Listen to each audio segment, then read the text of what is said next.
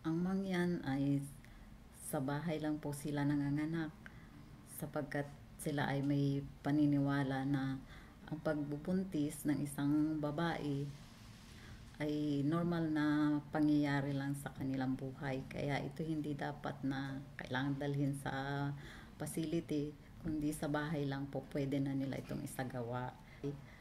Kapag po na hindi na nila kayanin, sa kanila dinadala sa facility. At yun po mga ganong pagkakataon na delayed na yung pagdala nila sa facility, nagiging distress na po yung baby.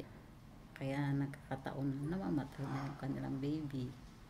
Ganon din po sa mga ina dahil nagkakaroon po ng bleeding or minsan po ay nagkakaroon ng placental retention. Kaya yun po ang nagiging dahilan ng mortality rate.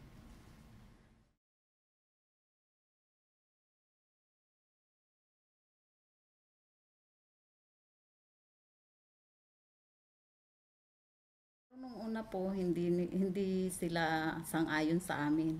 Kasi ang paniniwala nila, tulad po sa pagpapabakuna ng bata, kapag nabakunahan ng bata, ay ito ay lalong nagkakasakit. Kaya ayaw nilang pumayag sa mga ganong health practice.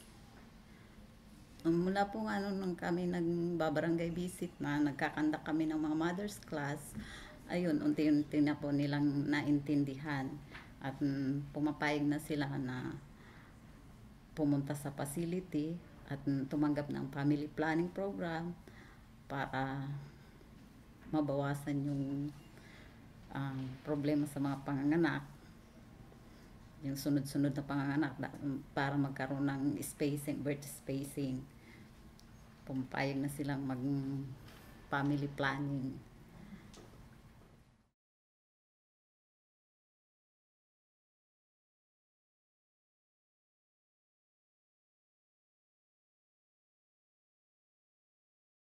Nagkaroon din po ng aid ang ADB na para makapagsagawa kami ng isang halfway house na tinatawag namin balay mangyan.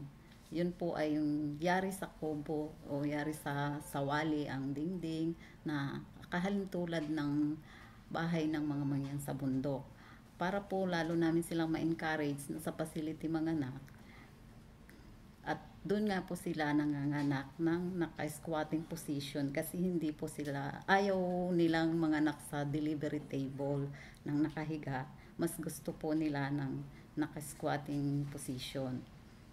So, pag nasa balay mangyan po sila, para na rin yung pakiramdam nila ay sa bahay pa rin sila nanganganak. Ang gusto nila pag sila ay nanganak sa facility ay kasama pa rin yung kanilang husband at kung hanggat maaari yung asawa po nila ang magpapaanak sa kanila. Kami naman po bilang health provider, pinapayagan po namin sila para lang lalo silang ma-encourage.